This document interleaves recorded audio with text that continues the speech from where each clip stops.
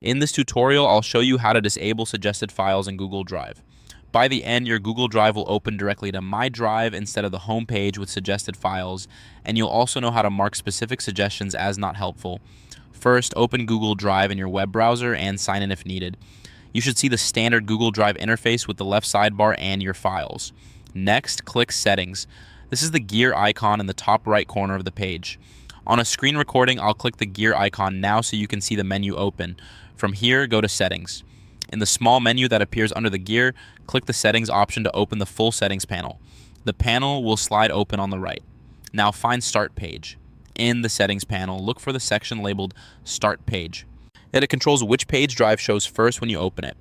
Click the drop-down next to Start Page, then select My Drive. This tells Google Drive to skip the home page and its suggested files and go straight to your own folders and files in My Drive. Once that's done, you can leave the settings panel. The change takes effect immediately. Nothing is deleted or hidden from your account. You're simply choosing to start in My Drive so you don't see suggested files by default. To confirm, close the settings window and, if you want, refresh the page or open drive.google.com in a new tab. You should land directly on My Drive. At this point, your Start view no longer shows the suggested files carousel from the home page. Other way, if you still want to influence what appears in suggestions when you do visit home, there's a quick action you can take on individual items. Go back to home. In the left sidebar, return to the home page so you can see the suggested files at the top. I'll click back to home now so the suggestions are visible. Click on suggested files, right-click, and choose Not Helpful Suggestion. Hover over a suggested file, then right-click it to open the context menu. In that menu, select Not Helpful Suggestion. This flags the item so Google Drive is less likely to show similar suggestions in the future.